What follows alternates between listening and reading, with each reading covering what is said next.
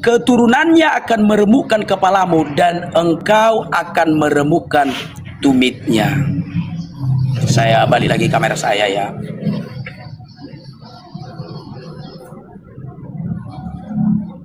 Sebentar.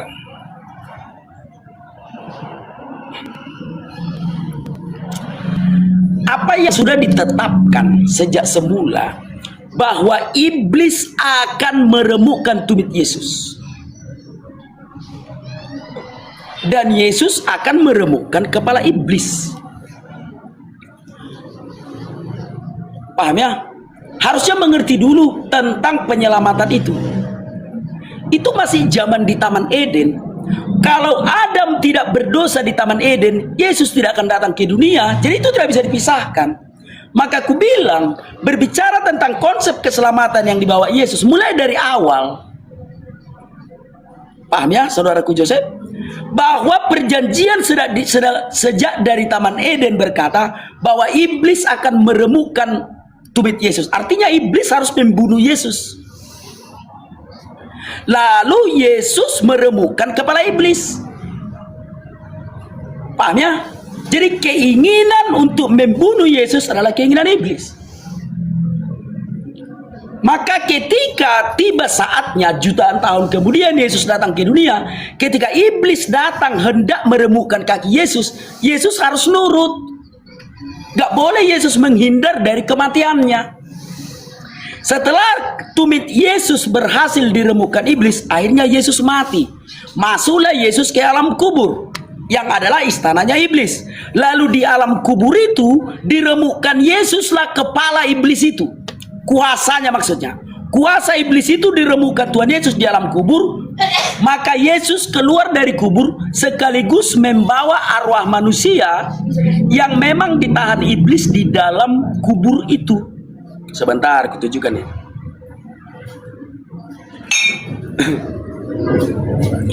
Coba lihat kembali ke kamera ya. Nah, ini dia. Dan kuburan-kuburan terbuka, dan banyak orang kudus yang telah meninggal bangkit, dan sesudah kebangkitan Yesus, mereka pun keluar dari kubur, lalu masuk ke kota kudus, dan menampakkan diri kepada banyak orang. Itulah yang terjadi saat kebangkitan Yesus. Artinya Yesus harus rela dia mati dalam keadaan sebagai manusia. Karena itu sudah perjanjian zaman dulu bahwa iblis akan meremukkan kaki Yesus, meremukkan tumitnya. Artinya akan membunuh Yesus. Tetapi setelah iblis membunuh Yesus, Yesus mengalahkan kematian itu. Lalu Yesus meremukkan kepala iblis itu di alam kubur. Dan mengalahkan iblis di dalam kubur itu, membawa orang-orang yang ada di kuburan itu ke surga. Kenapa kita rupanya alergi kalau Yesus itu mati? Jangan selesai di kematiannya saja, lihat kebangkitannya. Paham ya? Bapa tidak pernah berniat untuk membunuh Yesus. Keinginan untuk membunuh Yesus adalah keinginan iblis. Rancangan Allah itu adalah rancangan keselamatan. Masa Bapa mau membunuh anaknya? Ada-ada aja. Baik, sekarang kita ke Yesaya 53. Allah meremukkan Yesus. Artinya Allah mengizinkan iblis itu mencobai Yesus. Allah mengizinkan iblis itu meremukkan tumit Yesus. Contoh seperti aku. Contoh seperti aku. Pemerintah meremukkan aku. Dengan cara apa pemerintah meremukkan aku? Pemerintah mengizinkan musuh-musuhku memasukkan aku ke penjara. Paham ya? Pemerintah meremukkan aku. Pemerintah mengizinkan musuh-musuhku membawa aku ke penjara. Demikian juga dengan Allah. Allah meremukkan Yesus. Dengan cara apa Allah meremukkan Yesus? Allah membiarkan iblis meremukkan tumit Yesus seperti yang sudah tertulis dalam kitab Kejadian itu.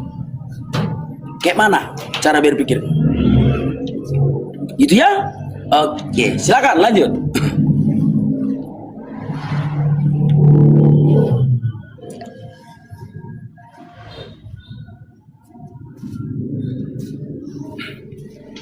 Ayo silakan. Ya sabar bang, belum muncul rematch ya, belum muncul. Kalau udah muncul pun Ya. aku langsung klik. Siap. Oke, terima kasih saudara-saudara Bang Anak Batak. Mengutip Kejadian 3:15 dan ayat-ayat lain kita akan bahas. Tapi ini yang mau saya tanyakan. Pertanyaan saya belum dijawab. Yang tadi terkait tentang membahas tentang sakralnya salib. Mana ayatnya Oke. orang Kristen tidak perlu sakral dengan salib, sementara dalam Galatia 6 ayat 14 Rasul Paulus bermegah di dalam salib Yesus dan tidak akan bermegah selain di dalam salib Yesus. Identitas orang Kristen adalah salib, bukan yang lain, karena salib berbicara keselamatan. Mana ayatnya belum dijawab. Kemudian dalam 1 Korintus 1 ayat 18 juga dikatakan bahwa salib adalah pemberitaan keselamatan. 1 Korintus 1 ayat 18, saya tampilkan ayat.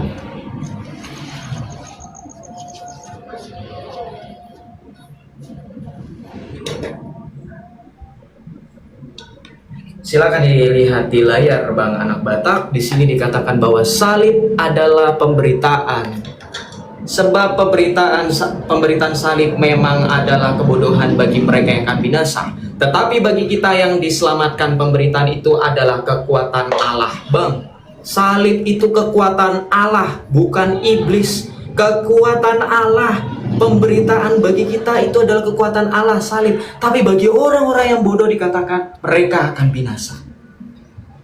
Dari mana mengatakan salib itu adalah tidak perlu disakralkan, Bang? Sekarang kita bahas Kejadian 3:15. Ini pemahaman Bang Anak Batak. Aduh, saya agak terkejut Bang Anak Batak dan teman-teman semuanya. Kejadian 3:15 kita baca, aku akan mengadakan permusuhan. Aku di sini adalah Tuhan Allah. Mengadakan permusuhan antara engkau, yaitu Hawa, dan perempuan ini, antara keturunanmu dan keturunannya. Keturunannya itu berkaitan tentang perempuan ini yang ada di dalam Yesaya 7 ayat 14. Keturunannya akan meremukkan kepalamu. Keturunannya ini adalah perempuan. Meremukkan kepalamu adalah tentang berbicara mengenai iblis, si ular. Dan engkau akan meremukkan tumitnya. Bang, yang engkau di sini yang meremukkan tumit, ini Tuhan Yesus. Yang akan meremukkan kepala di sini adalah Tuhan Yesus. Dan engkau akan meremukkan tumitnya. Ini tidak berbicara penyaliban, Bang.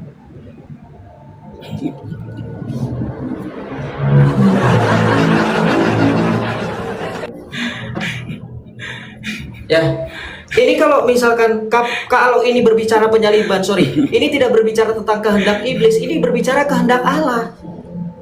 Ini bukan kehendak iblis, karena di sini yang akan mengadakan permusuhan itu adalah Allah, bukannya iblis. Iblis tidak punya kuasa apa-apa. Kenapa? Karena di sini didukung dengan Kisah Para Rasul 2 ayat 23. Di sini dikatakan apa? Kita baca di sini. Kisah Para Rasul 2 ayat 23. Dia yang diserahkan Allah menurut maksud dan rencananya telah kamu salibkan dan kamu bun-bun oleh tangan bangsa-bangsa durhaka. Ini tetap rencana dan maksudnya Allah, bukan iblis. Ini tetap kehendak Allah. Bagaimana mungkin Allah itu bekerja sama? Bagaimana mungkin? Ya. Oh, saya kena pembatasan, nggak bisa kena gift ini, nggak apa-apa lah ya. Kita berbicara bukan masalah gift. Kalau ada yang iri nggak apa-apa lah. Oke, kita lanjut. Saya kena report, teman-teman bantu tap layar ya. Jadi nggak bisa di gift, tapi nggak apa-apa. Kebenaran tidak digantung pada jumlah gift. Oke, kita lanjut. Berkaitan tentang tadi Bang Anak Batak bilang katanya, kalau misalkan saya tanya, Bang Anak Batak silakan jawab. Di dalam Filipi 2 ya, di Filipi 2 ayat yang ke-6 dikatakan, di ayat 8 dikatakan, dan dalam keadaannya sebagai manusia ia telah merendahkan dirinya dan taat sampai mati. Bang, kalau memang salib itu rencana dan kehendak iblis, siapakah yang ditaati oleh Yesus sampai mati? Silakan dijawab. Apakah kita mau mendengar pernyataan Yesus itu taat dengan iblis? Bersilat lidah. Ini kehendak Bapa. Tidak mungkin Yesus itu taat dengan iblis. Tidak akan, dan tidak akan pernah Allah bekerja sama dengan iblis. Jangan berdiri di tengah-tengah. Jangan sampai Anda mengatakan orang Kristen bahwa salib itu rencana iblis tetapi diubah. Tidak. Allah bukan bekerja sama dengan iblis. Allah bekerja dalam rencana keselamatannya untuk membuktikan iblis tidak memiliki kuasa dan iblis tidak memiliki pengetahuan akan karya keselamatannya yang pasti. Oke.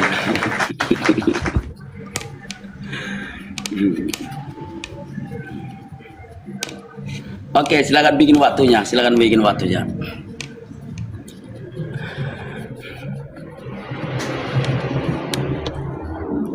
Bentar ya. Ya, nggak apa-apa. Ayo, silakan Mas. Oke, baik. Makanya kawan-kawan, tapi ya terlalu dini ya untuk mensekat mat saudaraku ini, terlalu dini. Aku coba satu tanya dulu hal pribadi. Abang masuk Kristen udah berapa tahun? Terlalu dini untuk sekamat ya. Ayo, masuk Kristen udah berapa lama? Apa Ayo, korelasinya dengan jawab. jabat kita? Apa korelasinya? Enggak, aku mau pengen tahu aja Joseph masuk Kristen udah berapa lama? Terhitung Ayo. dari 2022, 4 tahunan berarti. Oke, 4 tahun. Oke, mungkin sudah bisa kuskamat ya kawan-kawan ya. Makanya ku bilang kawan-kawan,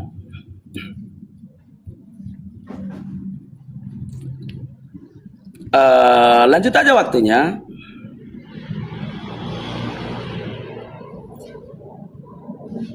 Harusnya yang baru bertobat itu belajar dulu saudaraku ya. Harusnya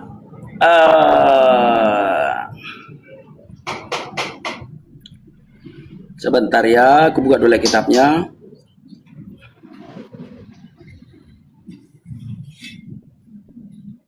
Oh, jangan permalukan AB. Oke, siap. Oke, aku layani debat aja lah. Ya, nggak jadi sekamat. Aku jawab aja. Iya, betul ya. Sorry kawan-kawan, aku tidak akan sekamat. Oke, baik. Yang pertama, bermegah dan mensakralkan salib. Paulus bermegah di dalam salib, bukan di tiang itu, tetapi kematian Tuhan Yesus itu di kayu salib dan kebangkitannya dari kuburan. Ya, itu yang dimermegahkan oleh Paulus, bukan salib itu dibawa-bawa kemana-mana, bukan. Paham ya? Bermegah di dalam salib artinya dia bermegah. Ya, bermegah karena kematian Yesus di kayu salib itu, bukan jadi salib itu dibawa-bawa kemana-mana. Yang berikutnya, aku jelaskan dulu sama kau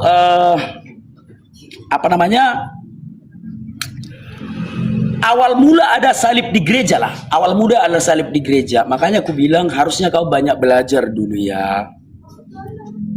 Awal mula adanya salib di gereja itu di zaman Kaisar Konstantin Agung ya. Abad keempat ya.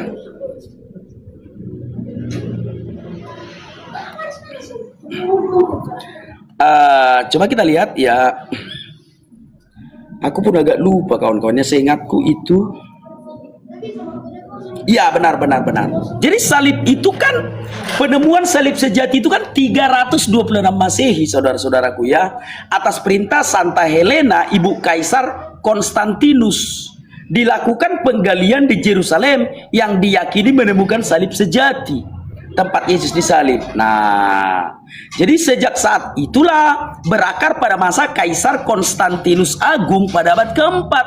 Ia melegalkan agama Kristen di Kekaisaran Romawi dan menjadikan salib sebagai lambang militer. Sebelum masa tersebut, salib dihindari oleh jemaat awal karena merupakan simbol hukum mati Romawi yang kejam.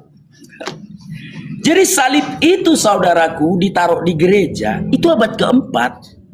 Murid-murid Tuhan Yesus sudah mati semua. Paulus sudah martir.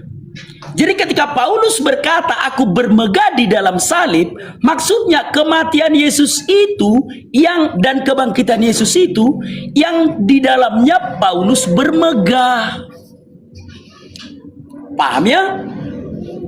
Makanya aku bilang tadi, begitulah banyak sekali WA masuk ya, jangan anak Batak katanya.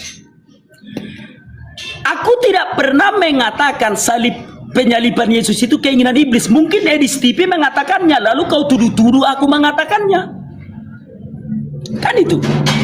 Aku sudah berdebat bagimu hampir setengah jam. Kau fitnah aku. Kau mengatakan tadi, aku mengatakan bahwa keselamatan itu rancangan iblis. Kau udah fitnah aku. Aku tidak pernah mengatakan salib itu rencana iblis. Aku tidak pernah mengatakan keselamatan itu rancangan iblis. Yang kukatakan adalah keinginan untuk membunuh Yesus adalah keinginan iblis. Itu yang kukatakan. Jadi kau jangan fitnah sana sini, belum dengar dan segala macam.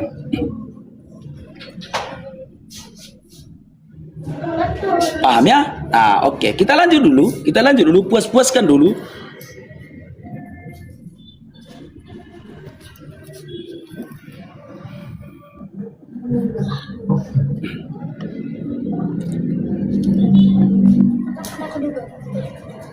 Kenapa Bang tadi ada yang WA? Ayo silakan. Enggak apa-apa. Lanjut saja. Enggak, gini. Pendukung-pendukungku itu malah mengatakan anak Batak jaga katanya. Gitu ya. Ayo silakan. Oke. Siap. Diskusi udah, kita silakan. ya. Jadi nggak usah bahas berapa lama, nggak apa-apa kalau saya diskat pun nggak apa-apa, ya nggak apa-apa, saya nggak pernah takut. Kebenaran itu tidak pernah ditentukan dari waktu. Siap. Ya, Anda harus tahu itu.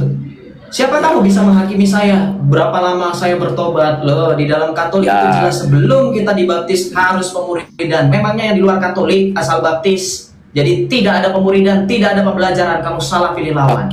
Saya tanya, ketika kamu menyatakan kamu tidak setuju dengan rencana iblis itu berkaitan dengan penyaliban, jadi kamu mengatakan penyaliban itu rencana siapa? Jawab dengan tegas, standing position. Dari awal saya tidak pernah mendengarkan standing position yang legal dan jelas, clear dari kamu. Penyaliban rencana siapa? Kamu bermain di kata-kata, iblis itu menginginkan kematian Yesus. Ya, kematian Yesus itu melalui apa? Salib. Jadi kamu mau muter-muter pusing kemana? Saya sudah tahu, saya sudah nangkap, saya sudah jawab. Berkenaan dengan penyaliban, kalau misalkan pakai skenario yang tadi kamu makanya catat, dengar, jangan konsili di WhatsApp makanya kalau lagi diskusi. Kalau saya tadi jawab, saya sudah bilang bahwa kalau ada orang yang berdiri di tengah-tengah, penyaliban itu rencana Allah, tetapi keinginan penyaliban itu keinginan iblis, itu tidak juga benar. Apakah kamu juga mau ngomong berarti kalau begitu Allah kerjasama dengan iblis? Allah itu partner in crime dengan iblis? Tidak. Karena sekali lagi tadi saya sudah jawab, iblis tidak memiliki pengetahuan apapun. Saya tidak mendengar ayat-ayatnya yang menegaskan dengan jelas ini penyaliban kehendak iblis, sedangkan di dalam Alkitab ayat-ayat tadi berkenaan tentang rencana dan kehendak Allah. Kejadian 3 ayat 15 pun itu kehendak Allah, bukan kehendak iblis. Allah yang menentukan engkau akan meremukkan tumitnya. Justru ayat itu membenarkan posisi saya dan menguatkan posisi salib adalah keselamatan dan rencana dari Allah, teman-teman. Sekarang Bang Anak Batak perhatikan.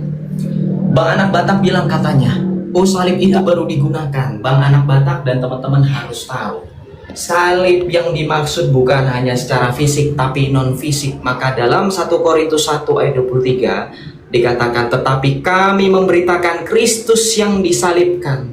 Ini salib tetap dibawa, Bang. Tetap memberitakan Kristus yang disalib. Jadi poin ketika Bang Abe bilang jangan terlalu mensakralkan, jangan bawa-bawa salib, saya belum mendengar jawaban mana ayatnya orang Kristen gak usah bawa-bawa salib disakralkan. Nah, dikatakan kami memberitakan Kristus yang disalibkan. Ini satu paket, Bang. Kristus bukan hanya Kristus manusia saja, tetapi peristiwa penyaliban. Maka di sini dikatakan, tetapi kami memberitakan Kristus yang disalibkan untuk orang-orang Yahudi suatu batu sandungan dan untuk orang-orang bukan Yahudi suatu kebodohan. Apakah ini tergenapi ayat ini bahwa untuk orang-orang bukan Yahudi adalah suatu kebodohan? Apakah itu yang Bang Abe sekarang rasakan? Ya, sementara dalam kitab suci juga tadi saya sudah katakan, Yesus sendiri mengatakan dalam Matius 16:24, lalu Yesus berkata kepada murid katanya, gak usah pikul-pikul salib. Nggak usah bawa-bawa salib. Kita lagi berbicara salib, mau itu salib secara fisik maupun salib secara simbolis tetap harus dibawa. Silahkan baca. Lalu Yesus berkata kepada murid-muridnya, setiap orang yang mau mengikut aku, ia harus menyangkal dirinya dan memikul salibnya, kemudian mengikut aku. Ada alasan kenapa orang Kristen bangga dengan penyaliban, karena penyaliban itulah bukti kemenangan Kristus di atas maut, itulah bukti kasih Allah dan kemenangan itu. 1 Korintus tadi. Sebab pemberitaan tentang salib memang adalah kebodohan bagi mereka yang akan binasa, tetapi bagi kita yang diselamatkan, pemberitaan itu adalah kekuatan Allah. Salib itu kekuatan Allah, Bang. Mana ayatnya kita tidak boleh mensakralkan salib, Bang? Silakan. Saya bawa ayat kita harus mensakralkan dan menghormati, juga membawa dan memberitakan salib. Silakan Abang melakukan bukti dari apa yang Abang katakan tadi, bahwa salib tidak perlu disakralkan, hanya Yesus saja. Sedangkan Alkitab selalu menegaskan, Yesus berkata pikul salib, Paulus berkata bermegah dalam salib, berkata salib adalah kekuatan dan pemberitaan. Mana ayat yang berkata sebaliknya? Silakan, Bang. Jadi anak bapak, saya tidak menyindir siapapun, kita fokus diskusi. Jangan merasa lah, kenapa saya bawa-bawa orang lain. Saya hanya fokus dengan anak bapak. Jangan hiraukan yang di WhatsApp, Bang. Hati-hati, yang di WhatsApp itu bisa bikin Abang pelengah. Buktinya diskusi tadi 5 menit saya nggak dengar jawaban, malah curhat.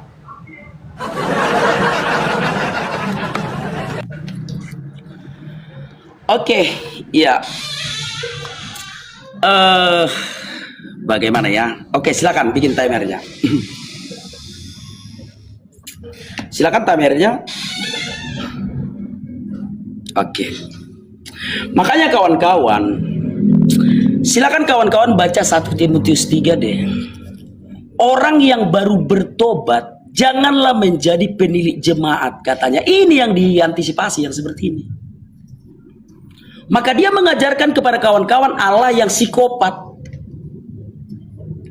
Bukan sembarangan firman Tuhan, kawan-kawan, dalam 1 Timotius 3 itu. Orang yang baru bertobat hendaknya belajar dulu, jangan mengajar dulu.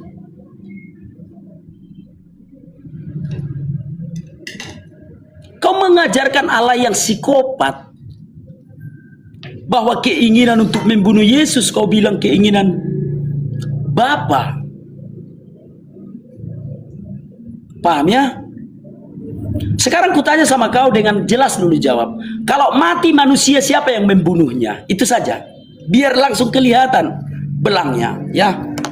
Pertanyaanmu sudah kujawab sebenarnya, tapi karena jawabanku tidak sesuai dengan hatimu, kau bilang tidak kujawab. Yang pertama, bermegah dan mensakralkan salib. Salib yang kita sakralkan itu tidak berbicara tentang kayu. Ya. Itu tidak berbicara tentang kayu, tetapi berbicara tentang kematian Yesus di kayu salib dan kebangkitannya dari kubur. Jadi jangan kau mengartikan itu secara tekstual. Paham ya? Salib yang kita banggakan bukan salib kayu, tapi Yesus itulah maksudnya itu. Baik, itu yang pertama. Yang kedua, kehendak Allah untuk kematian Yesus. Ya, aku tidak pernah setuju kalau Allah berkehendak mematikan Yesus. Karena Allah yang aku sembah bukan psikopat. Allah itu mengasihi, bagaimana mungkin anaknya Makanya aku bilang, keinginan untuk membunuh Yesus adalah keinginan iblis. Lah, kenapa Yesus harus nurut dia mati? Karena itu sudah menjadi ketetapan di dalam Kejadian 3 ayat 15 tadi. Bolak-balik lagi, mundur lagi. Paham ya? Itu yang kedua. Yang ketiga, salib rencana iblis. Aku tidak mengatakan salib itu rencana iblis. Salib itu kayu. Tidak pernah aku katakan salib itu rencana iblis. Kenapa kau tuduh aku mengatakan salib rencana iblis? Salib itu kayu. Keinginan untuk membunuh Yesus itu keinginan iblis. Udah ku catatnya kalau aku diskusi. 3 kau tanya, 3-3-nya ku jawab.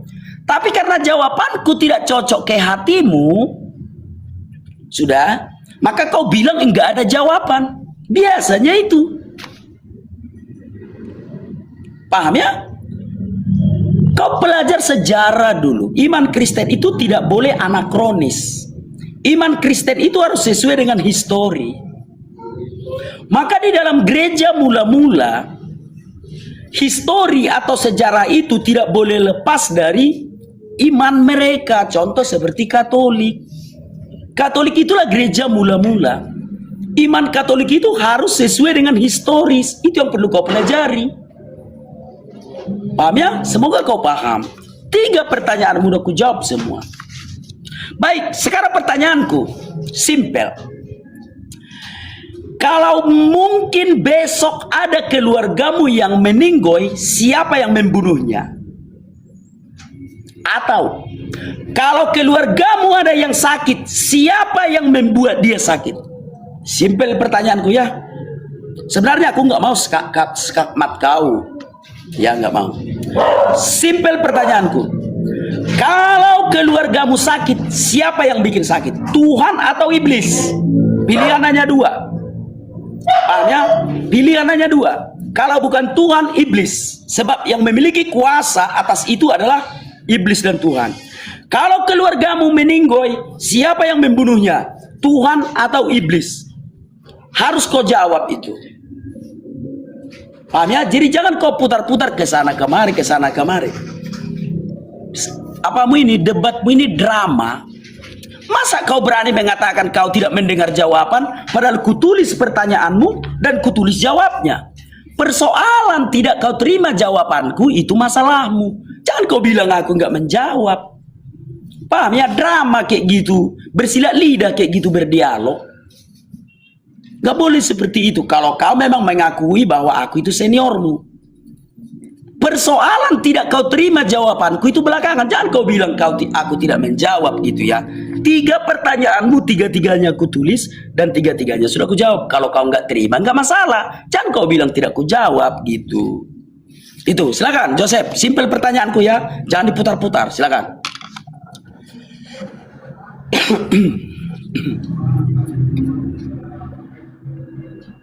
Terima kasih teman-teman semua berkatnya. Oke, Iya. ini belum muncul ya rematch-nya. Oke, silakan diterima. Saya tidak berputar-putar Bang Abi, karena ketika saya debat, saya fokus dengan debat. Saya tidak fokus dengan WhatsApp, saya tidak fokus dengan orang lain. Tadi Bang Abi sudah buktikan sendiri siapa yang putar-putar, siapa yang bingung. Ya, jadi biarkan penonton yang menilai. Saya fokus dengan ayat-ayat Alkitab dan saya tidak menemukan ayat Alkitab. Saya minta ayat Alkitab, bukan asumsi. Ayat Alkitab di mana kita tidak perlu membawa-bawa salib, baik secara fisik maupun simbolis. Kan tadi saya tekankan gitu. Kalau Bang Abi bilang, ini bukan salib kayu, oke secara simbolis deh. Nggak usah bawa salib, di mana ayatnya? Nggak ada juga. Karena teman-teman tadi lihat kan, baik secara fisik maupun simbolis, kita disuruh memberitakan salib. Artinya di situ tetap ada kata salib. Mau salibnya fisik, mau salibnya simbolis, apa yang mau kamu bawa, apa yang mau kamu lari? Saya ikuti kamu kok, nggak jadi masalah. Bukan salib kayu ini, oke, salib simbolis, oke, mana ayatnya? Yang perlu kita nggak boleh salib fisik. Silahkan. Dan ini yang harus kemudian pertanyaan kedua pertanyaan yang tadi di akhir. Kalau keluargamu sakit meninggoy, kata siapa? Karena siapa? Tuhan atau iblis? Ini adalah pertanyaan dari orang yang berputus asa.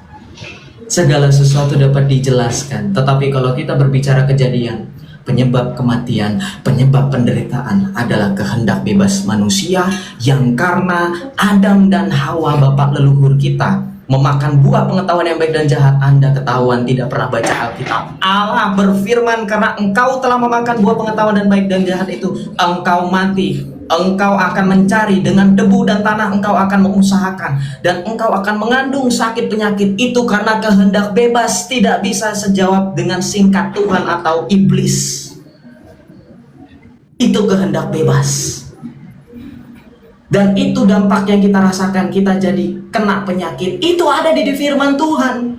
Kamu membawa 1 Timotius 3, kamu pikir itu ayat untuk saya? Salah. 1 Timotius 3 itu ayat untuk orang yang memperkaya dirinya, mengumpulkan jemaat, mengumpulkan donasi untuk mengajarkan ajaran sesat. Saya bukan orang seperti itu. Saya bukan pengajar jemaat. Saya adalah orang awam Katolik yang terus belajar dan tidak pernah merasa diri saya sebagai pengajar. Camkan itu. Jangan bawa ayat itu kepada saya karena saya bukan pemilik jemaat manapun. Saya justru jemaat bergereja di gereja Katolik. Kamu salah kutip ayat itu. Nanti kamu kena kalau saya bahas ayat itu. 1 Timotius 3 itu. Dan jawaban tadi terkait tentang keluarga kena penyakit, kena meninggoy, saya sudah jawab, itu kehendak bebas. Kau bawa pastor-pastor, pendeta, romo, react video saya menjelaskan ini. Saya pengen dengar ada nggak dari mereka menyalahkan jawaban saya. Ini jadi kita kemana-mana ini diskusinya. Salib rencana siapa? Kau jawab tidak? Dengar nggak teman-teman dia jawab salib rencana siapa? Salib rencana siapa? Oke, tapi saya tadi dengar katanya Allah itu tidak mungkin psikopat. Wah, Komika, Pak Inhok, teman-teman semuanya, C. Ana, kita yang Katolik dan Protestan yang Ortodoks yang belajar sejarah gereja, kita tahu yang menyatakan Allah itu jahat adalah ajaran sesat Marcionisme. Kamu kebongkar kedok kamu. Kamu itu tercampur, terinfiltrasi, oplosan dengan ajaran Marcionisme yang menganggap Allah itu jahat. Allah itu psikopat. Tidak pernah ada orang Kristen yang menanggapi ketika Allah menubuatkan penderitaan, ketika Allah menubuatkan penyaliban itu jahat, psikopat. Tidak ada. Hanya satu, yaitu Marcionisme. Maka ketika ada orang yang mengatakan salib adalah rencana iblis karena itu adalah kejahatan, itu semi Marcionisme.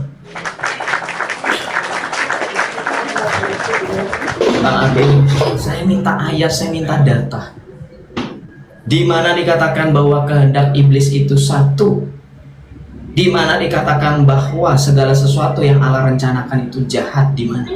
1 Timotius 2 ayat 3 sampai dengan 4. Sebab inilah yang berkenan di hadapan Tuhan juru selamat kita, yaitu yang menghendaki keselamatan dan semua manusia memperoleh pengetahuan akan kebenaran. Allah itu tidak jahat.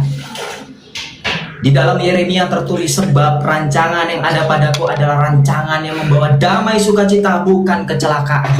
Dari mana kamu bisa simpulkan Allah itu psikopat? Saya minta datanya, dalilnya. Itu semua ajaran sesat yang telah dikutuk oleh gereja Marcionisme. Silakan Bang, dijawab pakai data ayat-ayatnya. Oke, baik. Ya.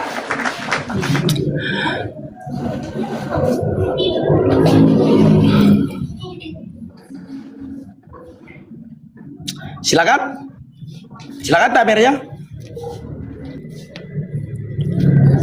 Ya belum ada waktunya, enggak. Oke, baik. Kau mengungkit lagi Marcionisme. Marcionisme ini adalah kelompok yang dibawa si Marcion sebenarnya ya, di seputaran abad keberapa itu ya, bahwa mengatakan Allah jahat. Kan kau yang mengatakan Allah jahat. Kau bilang Allah membunuh Yesus. Kan kau Marcionisme. Aku kan tidak mengatakan kalau Bapa membunuh Yesus. Kan kau yang bilang Bapa yang membunuh Yesus. Kayak mana sih? Kan kau yang Marcionisme. Kau bilang Bapa membunuh Yesus, berarti Bapa yang jahat itu kan kau yang menyebutkan. Kayak mana sih? Makanya aku bilang, tapi ya sudahlah. Sekarang begini, siapa yang membunuh Yesus? Kalau aku mengatakan yang membunuh Yesus dalam keadaan sebagai manusia adalah iblis, bukan Bapa. Lalu kau mengatakan yang membunuh Yesus dalam keadaan sebagai manusia adalah Bapa. Berarti kau menganggap Bapa itu jahat, membunuh. Lalu kau mengungkit tentang Marcionisme. Justru aliranmu itulah yang condong ke Marcionisme. Aku kan tidak mengatakan Bapa yang membunuh Yesus. Kalau aku mengatakan Bapa yang membunuh Yesus, baru aku menuduh Bapa itu jahat. Kan kau yang mengatakan bahwa Bapa yang membunuh Yesus. Makanya aku bilang Allahmu itu psikopat, jahat. Karena kau bilang Bapa itu membunuh Yesus. Mana ada Tuhan membunuh manusia? Enggak ada itu. Gimana logika berpikirmu sih?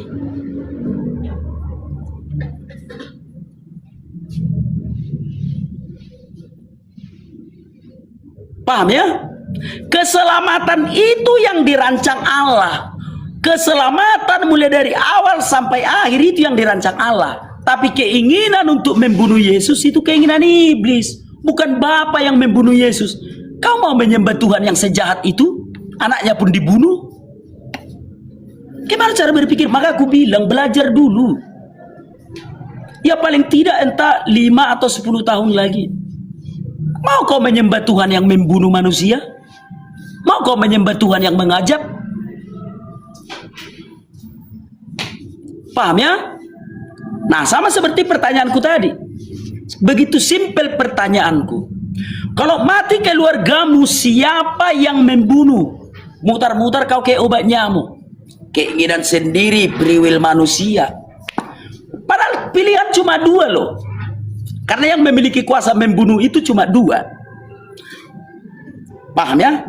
Iblis dan Tuhan. Di mana tertulis di dalam Taurat dan di dalam Injil Yohanes bahwa Tuhan mematikan dan Tuhan menghidupkan, dan di dalam Yohanes iblis membunuh manusia sejak semula. Jadi 2-nya pilihan. Siapa yang membunuh? Siapa yang membuat manusia sakit? Tuhan atau iblis? Itu pun kau nggak bisa jawab. Cuma satu pertanyaanku tentang penyakit dan kematian. Supaya aku buka dulu kerangka berpikirmu, supaya kau jangan beranggapan Bapa membunuh Yesus. Kau mau mengatakan Bapak itu jahat, berarti sesembahanmu itu jahat, anaknya pun dibunuh. Apalagi kau.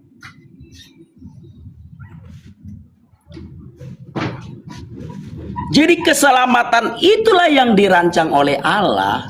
Keinginan untuk membunuh Yesus adalah keinginan iblis. Kenapa iblis berkeinginan untuk membunuh Yesus? Karena itu yang tertulis dalam Yohanes pasal 8 ayat 44. Memang iblislah pembunuh manusia sejak semula. Nah, kenapa Yesus tidak menghindar dari iblis? Karena sudah ditetapkan sejak di Taman Eden bahwa iblis akan meremukkan tumit Yesus. Artinya iblis harus membunuh Yesus dalam keadaannya sebagai manusia. Nah, makanya apakah iblis mampu membunuh Yesus? Enggak mampu. Lalu kenapa Yesus mati? Karena Yesus menyerahkan nyawanya ke surga. Seandainya Yesus tidak menyerahkan nyawanya ke surga, apakah Yesus bisa dibunuh iblis? Nggak bisa. Ditombak pun dia nggak mati, disalib pun dia nggak mati. Yesuslah yang menyerahkan nyawanya ke surga. Makanya Yesus berfirman, tidak seorang pun yang mengambilnya daripadaku, aku menyerahkannya dan berkuasa untuk mengambilnya kembali. Tapi keinginan untuk membunuh Yesus itu adalah keinginan iblis. Semoga kawan-kawan paham. Tapi ya sudahlah, kalau masih bisa kau jawab, kalau sakit manusia, kalau mati manusia, siapa yang melakukannya? Tuhan atau iblis? Cuma satu itu pertanyaanku. Itu, silakan.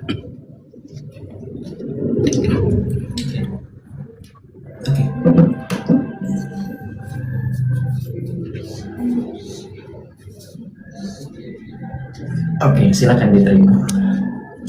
Oke, siap. Oke, tadi saya sudah jawab, kita sudah dengar jawaban saya. Pertanyaan Anda tidak bisa dibatasi, menyalahkan Tuhan atau menyalahkan iblis. Karena ini nyambung dengan pertanyaan berikutnya. Saya tidak menyatakan Allah saya jahat. Dengar tidak? Yang menyatakan Allah psikopat dia. Tiba-tiba saya di playing victim. Ini melakukan yang namanya logical fallacy red herring. Menuduh saya menyatakan Allah saya jahat. Enggak. Itu kamu yang mengasumsi ketika Allah mengorbankan nyawa putra tunggalnya, ketika Yesus mengorbankan nyawa. Nah, nanti saya akan bawa ayatnya. Saya tanya, ketika misalkan dengan penyerahan, dengan kurban itu artinya Allah jahat, apakah ketika Allah menyuruh Abraham mengorbankan anak sematawayangnya Ishak, apakah itu salah, teman-teman? Itu tidak salah. Kejahatan itu hanya di posisi orang-orang yang tidak mengenal kasih karunia keselamatan. Kenapa? Ada ayatnya. Yohanes 10 ayat 30, Yohanes 15 ayat 13. Perhatikan kata Tuhan Yesus. Ini ampun ajaranmu anak Batak. Tidak ada kasih yang lebih besar daripada kasih seseorang yang memberikan nyawanya untuk sahabat-sahabatnya. Ini berbicara tentang penyaliban. Ini berbicara kasih. Siapakah yang memiliki kasih? 1 Yohanes, Allah adalah kasih. Jadi ketika di sini berbicara kasih, ini adalah kehendak Allah.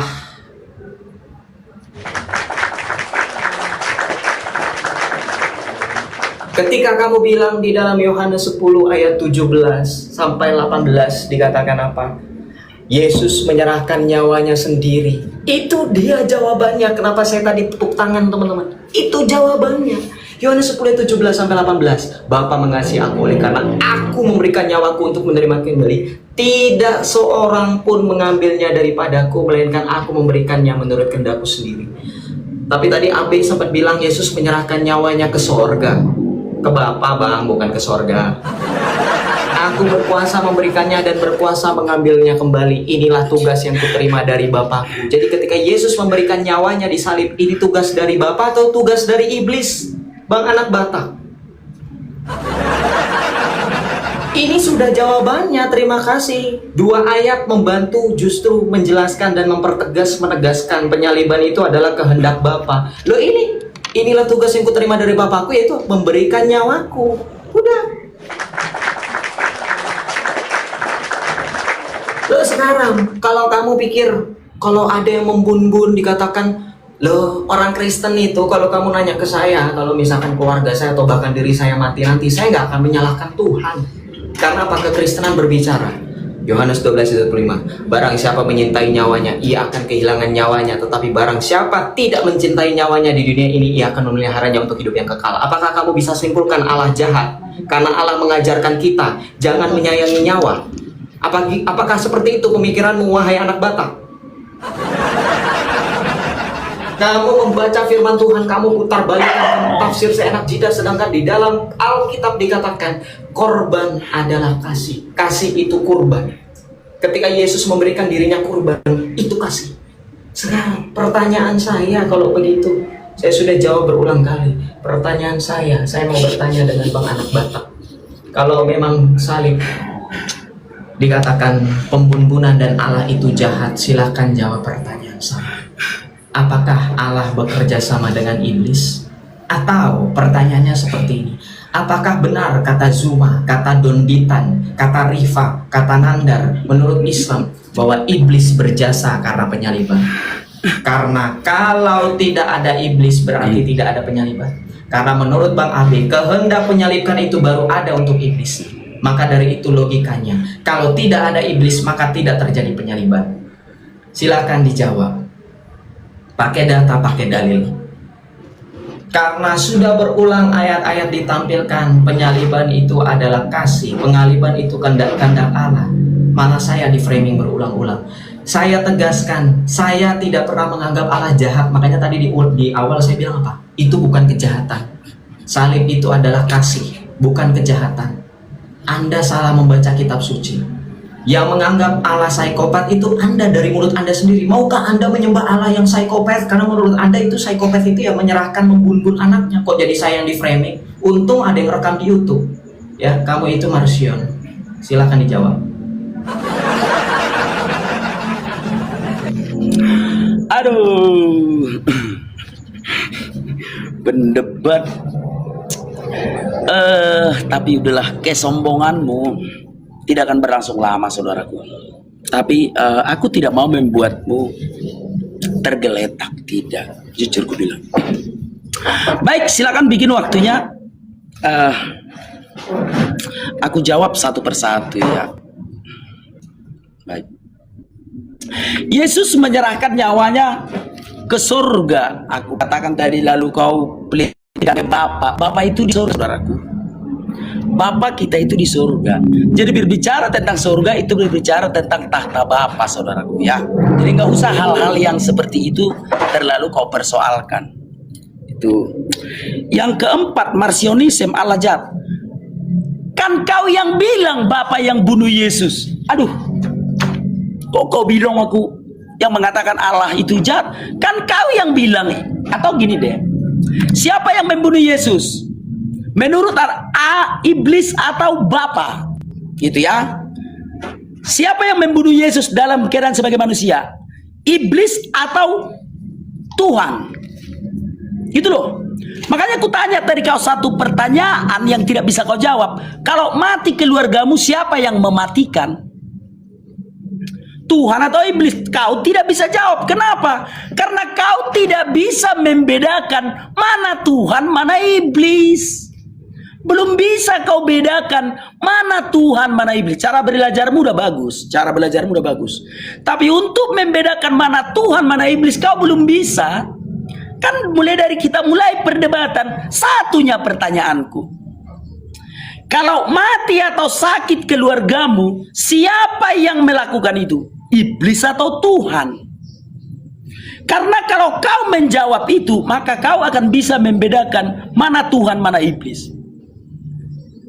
Justru kau yang mendeklarasikan Tuhan itu jahat, tapi Tuhanmu yang jahat ya. Ya, bapakku enggak bunuh Yesus, enggak. Bapakku itu bukan psikopat. Paham ya? Kalau kau menganggap, atau tegaskan dulu nanti, aku mohon kau tegaskan dulu. Siapa yang membunuh Yesus? Bapak atau iblis? Biar direkam orang. Kalau kau mengatakan Bapak yang membunuh Yesus dalam keadaan sebagai manusia, berarti kaulah yang mendeklarasikan Bapak itu penjahat. Yang membunuh anaknya adalah penjahat. Paham ya? Nah, lalu kau pergi kepada Abraham. Justru pengorbanan Ishak itu kan dibatalkan Tuhan. Itu kan hanya mencobai saja. Maka ketika Abraham mengulurkan pisau, Tuhan melarang, jangan kau bunuh anak itu. Kenapa? Karena mengorbankan manusia, membunuh anaknya adalah kejahatan. Paham saudaraku ya? Itu tadi Abraham mengorbankan Ishak, marsionism. Kaulah itu marsionism. Yesus menyerahkan nyawanya ke surga. Nah, baik. Udah semua. Oh, tentang salib. Aku tidak melarangmu membawa salib. Justru aku memakai salib. Setiap hari aku memakai salib. Justru salib itu selalu aku gunakan dalam kehidupanku sehari-hari. Kau jangan pelintir-pelintir lah.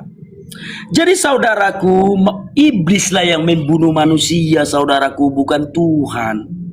Memang banyak kita yang tertipu, saudara-saudaraku ya, banyak kita yang tertipu.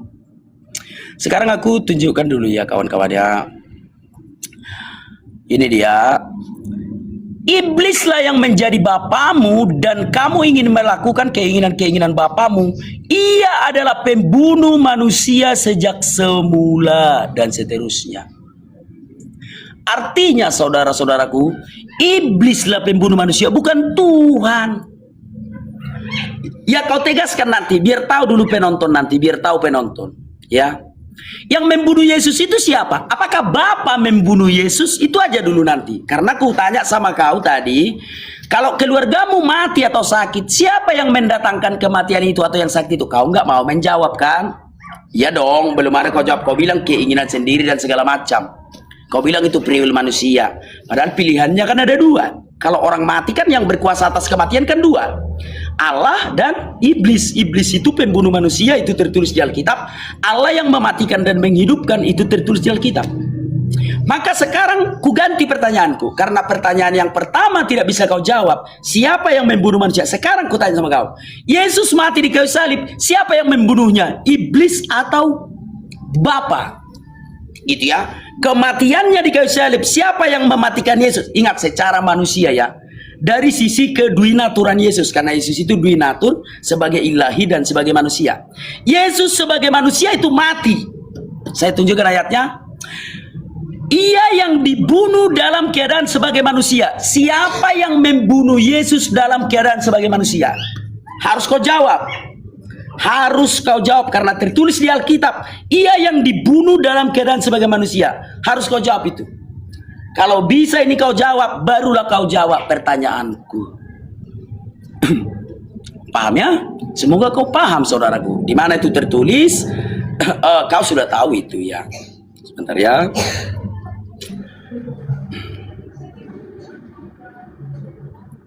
Ini dia 1 Petrus 3 ayat 18.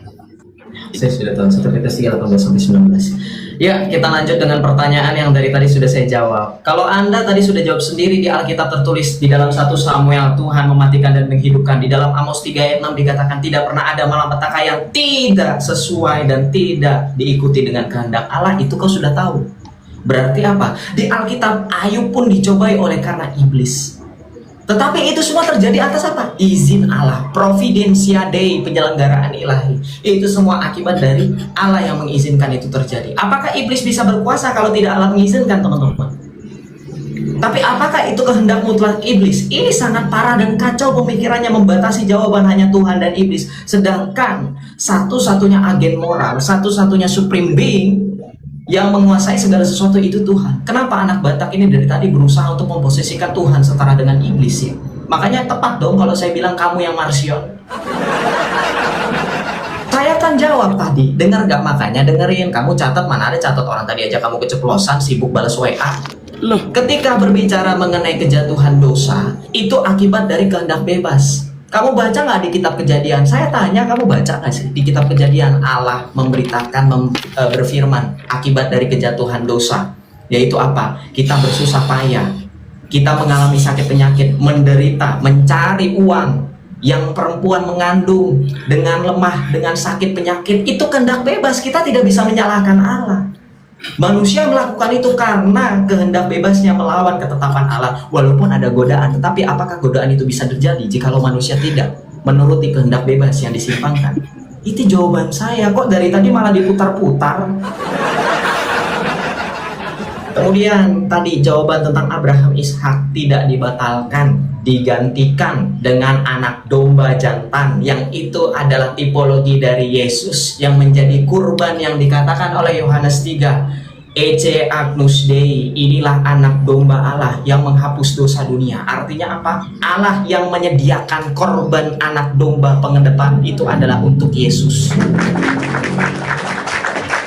Saya sudah berkali-kali diulang bahwa pembunbunan itu tidak akan terjadi jikalau Yesus tidak menyerahkan nyawanya. Kalau pertanyaannya tadi, saya jawab. Pertanyaannya siapakah yang membunbun Yesus? Sekarang kalau misalkan Yesus dibunbun sekalipun oleh senjata AK-47 seperti katamu yang tadi menghina salib, ya, kita sudah rekam di awal, kamu menggantikan salib dengan AK-47. Yesus tetap berkata dalam Yohanes 10:17, Bapa mengasihi aku oleh karena aku memberikan nyawaku untuk menerimanya kembali. Ayat 18 baca, tidak seorang pun mengambilnya daripadaku.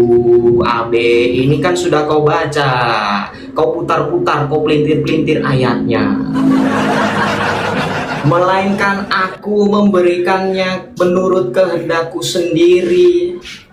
Aku berkuasa memberikannya dan berkuasa mengambilnya. Inilah tugasnya. Nggak ada seorang pun yang bisa mengambil nyawa Yesus. Jadi kita juga tidak bisa kemudian mengatakan Yesus dibunbun oleh iblis, sekalipun memang kenyataannya dia wafat di kayu salib, karena Yesus sendiri yang menyerahkannya, dan Yesus sendiri yang berkata tidak seorang pun mengambilnya. Sekarang kalau misalkan AB ketawa-tawa, saya kan berbicara ayat Alkitab ya, padahal nggak ada yang lucu. Ini firman Tuhan, tidak pantas untuk ditertawakan. Sekarang gini, yang pantas ditertawakan itu orang yang dari tadi ngomong tanpa data.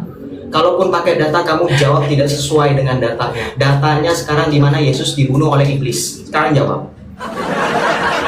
Itu aja kalau gitu.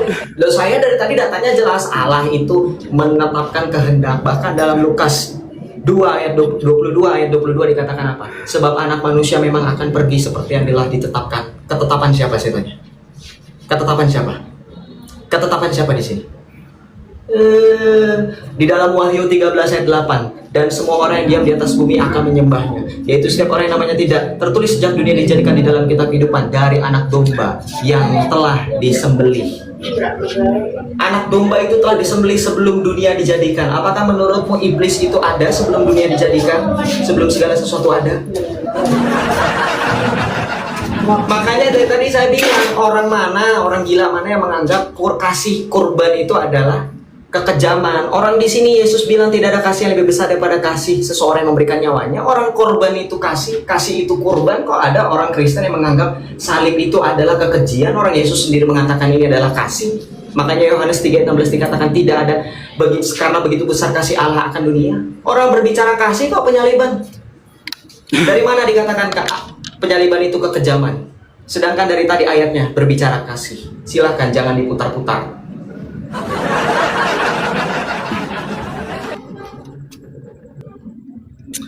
Oke, iya, seperti yang kubilang, kesombonganmu tidak akan berlangsung lama, saudaraku ya. Baik, silakan bikin waktunya. Justru kau yang membuat. Jadi kawan-kawan, aku ketawa di larangnya, justru dia yang membuat